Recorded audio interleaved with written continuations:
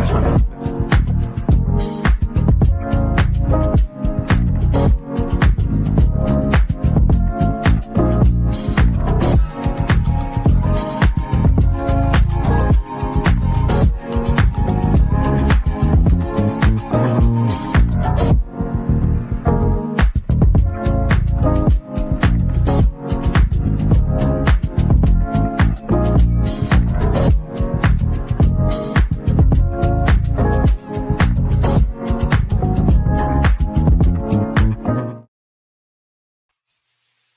Hello, everybody. This is Dr. ADAMOLOGY here at Believe Radio. This is Elevated Voices. Elevated Voices. You know what? We want to inspire you, push your mind, and give you something to think about and motivate you. And also, watch this, deal with some internal issues. It's time to grow, everybody. It's time to grow. And with that being said, I have a guest with me on today. She is so pretty. She is so pretty. Part of my family. She is an author. She is a mother. She's one of those good people that you really want in your inner circle. You ever prayed for, like, God, I really want a good friend? She's one of them. She's one of them. And so without any further ado, because I really want to tap into this novel that she has. Without any further ado, everybody, I want to introduce some, present to others, Tamara Morgan. Hello. So with this new book, which is called Done in the Dark. Done in the Dark. This is one of your new book that is out. Yeah. And so there may be some individuals that may not know you yet. Not yet. That's going to change on today. And so you being an author, tell us, how did you start your journey in becoming an author? Okay. Well, I'm a newly published author coming into this retirement journey. I have spent the last, we'll just say 20 plus, closer to 30 years as a practicing lawyer. And a few years ago, I retired from that career and started the career that I have wanted to do all these years by going into writing. So this is your retirement. It is. That's a nice retirement. It's a dream that I always wanted to do. Yes. So what made you decide to write this type of book? So this type of book that we'll talk more about, but this is a book about people and families going through what it takes to survive and build on not just generational trauma, but generational stories. And I wanted to highlight what it means to be a family and how families survive and thrive in this day and age. And that's what's always really spoken to me. So I wanted to come out the box talking about some deep things that affect us all. With that being said, I'm really, really curious, especially when dealing with family, because in this era, especially with Ancestry.com, I think I'm saying that right. And you have all of these other websites that articulate or expose lineage and who really is the father, and all those items. From your perspective in this book, dealing with family secrets, is there a good way to handle family secrets, especially if it's, in the sexual abuse category? I see what you did right there. You're trying to see if you can find a way for me to get into the secret. I'm going to say right. I didn't say nothing. I'm going to say right now, this book is not talking about sexual abuse. I didn't say that. I'm not saying it's not talking about ancestry, because we might get into that. But I do think that there's a lot of secrets in our families. And when I say our, I'm talking about mainly the Black American family, even though other families, it's a universal thing. There's a lot of secrets in our families that have to do with, they may say mama's baby, daddy's maybe, or, uncle so and so that turns out to be your daddy, or the auntie you thought was the auntie was really the sister that might be the grandma. I mean, there's lots of things that have happened in our families that we uncover later on, and then we have to try to figure out, well, why do people do that? And so one of the things that I think we can do in fiction is lay those stories out in a way that people can start to think about them and talk about them without thinking they're going to therapy. So they can start talking about those types of topics and be like, this sounds like something that could have happened in my family or your family. And now we're talking about it and thinking, well, what if this happened? And mama, what would you do if? And maybe we start uncovering and explaining some things without it getting too close, without it hurting too much, and maybe learning a little bit about how people close to us think without saying, okay, we're going to have to pay some hourly rates for this. When you do a book like this, dealing with the realm of secrets, did you have to do a study? Because you're an attorney or retired attorney. I still think you're an attorney. Once an attorney, kind of always an attorney. Is there a level of research that you have to do? And where do you research to deal with this type of theme? Like, where do you go? Good question. I think depending on the particular book and how deep you're getting into a topic, you absolutely should do some research just so that you're not doing harm, right? So if I were to start talking about abuse on a deep level and start throwing terms out in a book about trauma and what someone should do and so forth, then I'd want to do some research so that I'm not doing more harm than good. But if I'm just talking about the kind of conversations that people have on a day-to-day basis, I don't think you need to do research for that, because I think our lives are our research. I think we're living this. But then there's some other things that happen in this book in particular, where I'm taking us back to the late 80s and 90s. And I'm taking us back to when crack first got introduced to the Bay Area. And look at you taking pictures, because I said how much I don't like it. So I'm taking us back to the late 80s and 90s when crack got introduced to the Bay Area. And I remember a lot of that, but I don't want to rely on just my memory. So between Google and my local library and reaching out to some librarians and just using skills that I've used over the years as an attorney to have to research, I want to make sure I'm not just going off memory. I'm actually getting down to the details of what happened and when.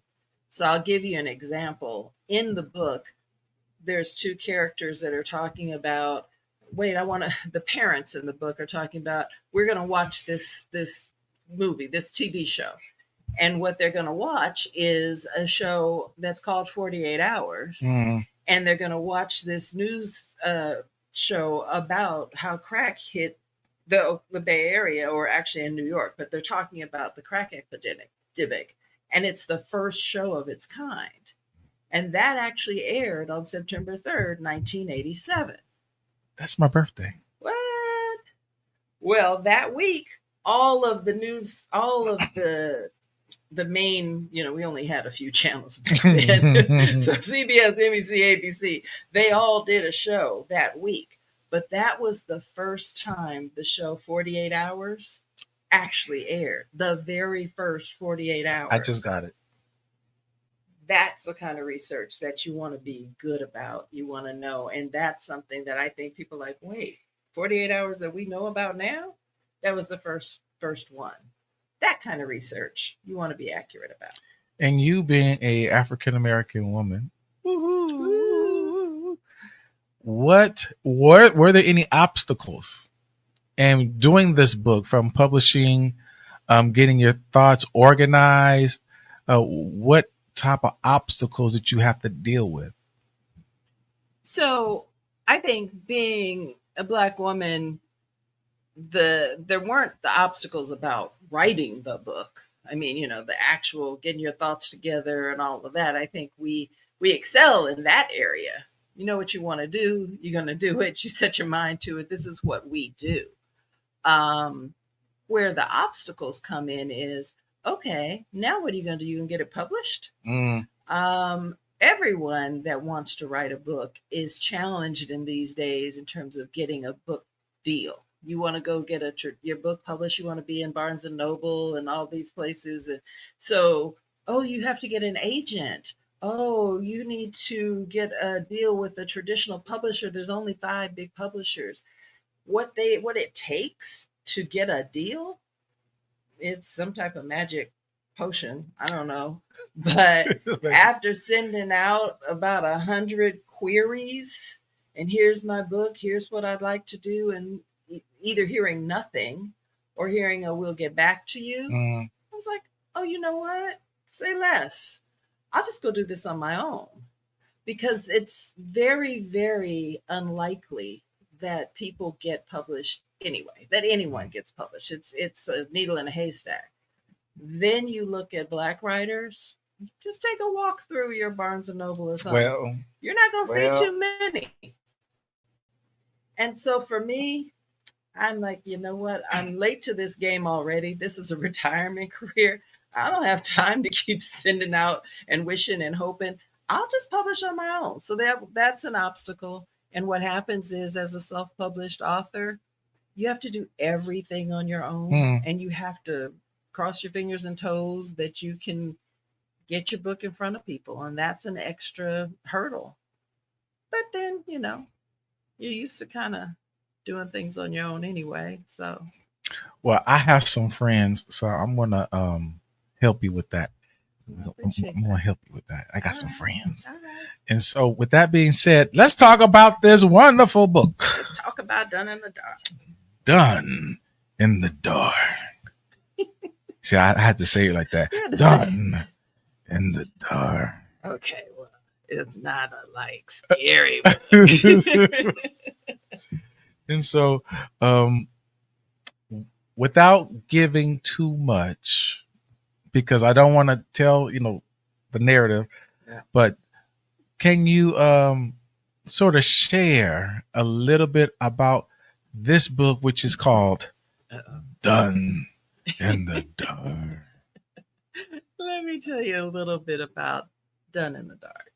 Not Done in the Dark. So Done in the Dark is at its core a book about a relationship between 2 sisters. You're going to meet them when they're in their 30s at the homegoing ceremony for their grandmother. And you're quickly going to find out that they have been at odds. They haven't seen each other in 17 years. And so that meeting at the funeral, it doesn't go well. And you're going to wonder why. So then we're going to flash back. We're going to flash back to when they were teenagers and what happened to cause this major rupture in their lives that kept them apart for 17 years. So that gives you some structure. And then after you find out all of these things that occurred 17 years ago, you're going to come back to the present. Well, the present in the book, which is 2005. So not today's present, but you're going to come back to the book, back to when they met at the funeral, and see how they manage this reconciliation, because they're all they have left. So they both want to be in each other's lives, but neither of them wants to touch these secrets that they are holding. that they don't want to expose to each other or to their husbands, their families. So, how can they manage to rebuild a relationship and still keep those secrets secret? Or can they? Or can they? Or can they? So that's what's building up until the finale, which, we're not going to get into spoiler alert. No, no spoilers. Suffice it to say, secrets will be revealed. So what's done in the dark? Yes. So that's the big picture. I will say that the types of things that happened to them as teenagers that caused them to have this big rupture are some of the types of things that happen to a lot of, folks when they're teenagers, when they're not sure what decisions to make. And there are some pretty tough things that each of them have to deal with as a result of making poor decisions and not knowing what to do next and how to manage through those decisions. So I think that's enough for you. I think that's the best answer I can give you right now. When I tell you I'm over here just happy, just happy. And I shouldn't tell y'all this. I'm up here taking pictures. It making me all nervous. I'm like, I'm just happy because, but especially African Americans stepping out, writing books, being entrepreneurs. I'm geeked off for that. That just makes me happy. And then to be a family member, I'm just super, super happy. And so while you were talking, I was sending pictures to family members, by the way. Goodness. I'm just sending pictures. And so just happy.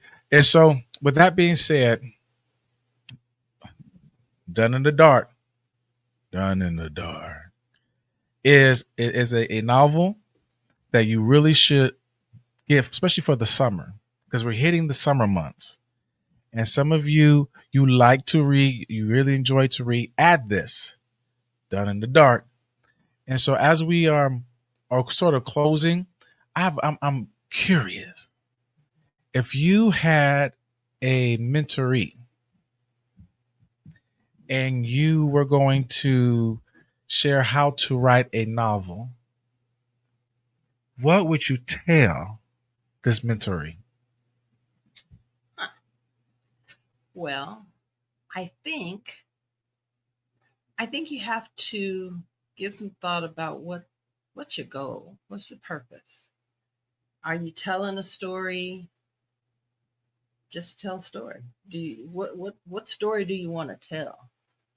Right? Because you have to have some idea of what you're trying to tell. And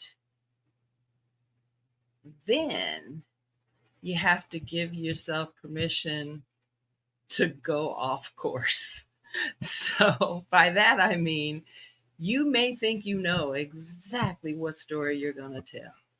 And you're plotting it out. You may have an outline. You may know exactly what you're going to do and give yourself deadlines. And just, it's like you're ready for a high school or college course.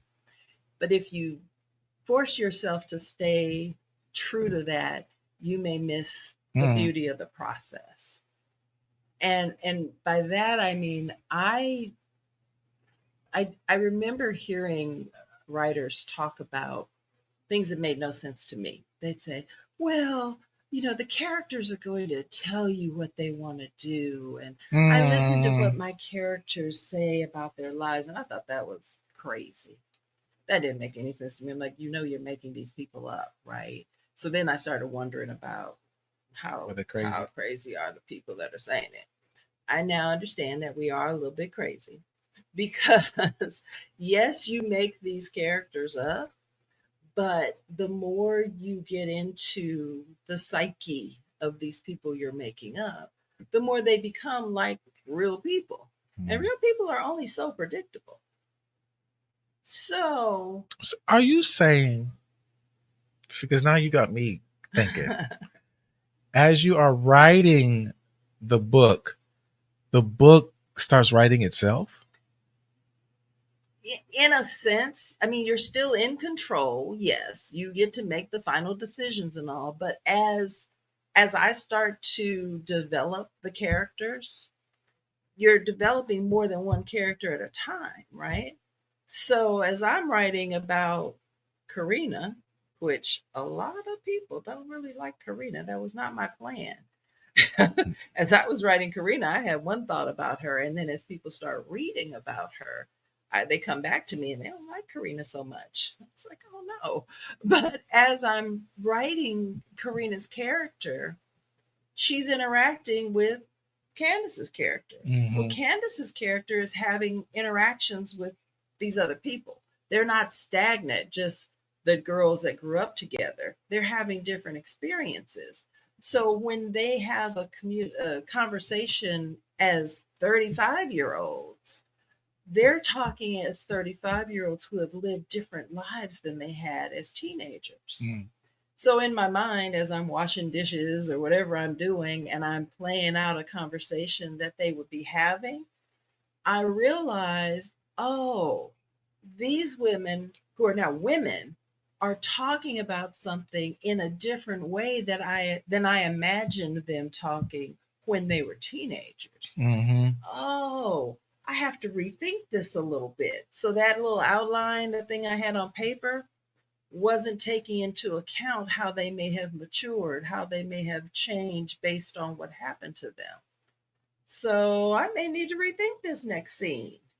So this is what I'm saying about being open to the process. Or as I'm writing the next book, yes, I am working on the next book, I'm hearing from a beautiful book club, the official chapter chat. I have to give them a shout out. Shout out to the official chapter chat who has been reading the, been giving me comments, and we had, after they spent a month reading the book, we then had a Zoom where they gave feedback. And as I hear how they react to the characters and their thoughts about how those characters impacted them, then I kind of absorb that and realize, the characters that I created are impacting people differently than I imagined. So that makes me have to sit back and say, oh, I have to think of this a little differently and realize that just like you as a mom, you think you've had these children and you send them out in the world, and what you think about your children, they may not show up in the world exactly the way you thought or planned. Now they come back home and you're dealing with those children. So if I were to take it back to your question, talking to a mentee, be open to the process and be open to feedback from a variety of sources, keeping always knowing that you're in control, but don't be so tight, don't hold so tight to that control that you're not open to experiencing the process, experiencing your journey, however it presents itself to you. I know a process, especially a creative process, can take time. Indeed. So how long did it take, or how long was your process to produce this? Because I mean, this is no lightweight. This is a novel. This is a real novel. So like, okay, I always hate this question because it sounds terrible. The genesis for this novel was a newspaper article that I read in 2009. Now, I did not write consistently.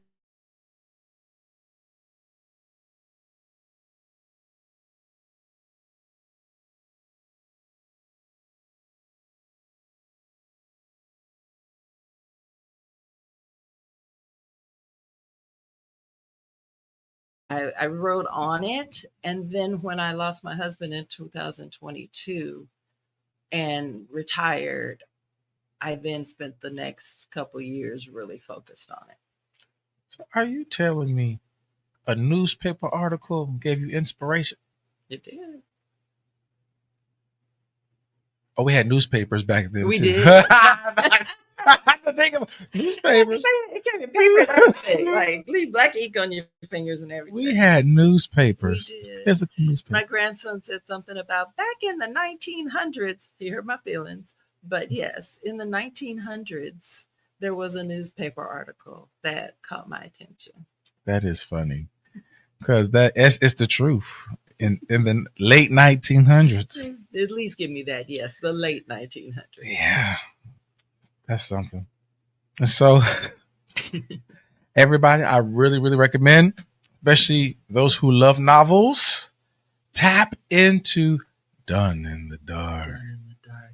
Even if you don't think you love novels, even if you think you just got away from reading or you don't really like reading a lot, sometimes you need a story that catches your attention. And that's one thing that I've heard from people like, I don't really like to read, or I used to read, but I don't have time. If you catch a story, if there's a story that catches your attention, you might find that you actually do make time. We make time for what we like. We make time for what we want. And so you never know. I'll say this to add to that. Reading is a muscle. And when you don't use it, you lose it. True. And so even with everything that's going on in our social world, you need to be very well read. So reading this will keep that reading muscle, that comprehension muscle, that understanding muscle sharp. Get you back on, get you started again. And so how can, if people want to order this book directly from you, where can they go? And also, are you on social media? What is your social media tags? So you can order it directly from me at tamarawritesbooks.com. You can also go to Amazon because, sometimes we just love to get that free shipment. You can go to Amazon. You can go to, if you're local, you can go into Marcus Bookstore. Where's that at? Marcus Bookstore is right here on Martin Luther King and 34th, maybe. The oldest Black bookstore, in one of the oldest Black bookstores in the country, but definitely the oldest Black bookstore right here in the Bay Area. You can also, let's see, you said, where can we get it, right? So we did where we can get it. Yeah, the website. Oh, social media. Social media. So Facebook or Instagram, we know we already established I'm from the 1900s, so only so good at social media, but I am on Facebook and Instagram at Tamara Writes Books. Even on TikTok, or as my sister would say, the TikToker. Are you a TikToker? I am on the TikTok. You're on the TikTok as Tamara Writes Stories. So Tamara writes stories. But better at Facebook and Instagram. In any event, whatever social media you can find me on, I will respond. So yes, you can find me that way. And the other thing is just to, in terms of like how to do this, because one of the things is the marketing of this. That's the hardest part of all of this, is the marketing and promotion. So book clubs, and some people are members of book clubs. So if they would talk about this book in their book clubs, other people are like, no, I'm not in a book club, but you can start one. And a book club is anything from like you and one or two other people saying, we want to read this book, and you are suddenly a book club. And I would be happy to come sit with you, talk to you on Zoom or Facebook or any of those social media things or in person, and we can talk about the book. And so again, please exercise your brain muscle. Get a good novel that is created by our very own African-American author. I mean, you can't get no better than that.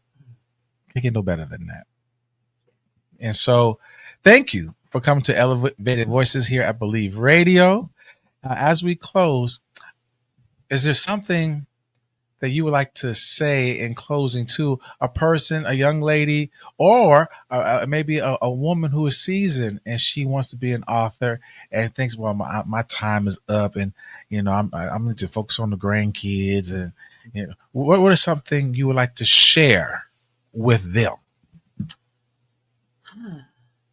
Well, one, I wouldn't want to limit it to a woman because, I mean, having a Black male voice out there in the writing world is so critical. So that's one. Two, what would I like to say? Just do it.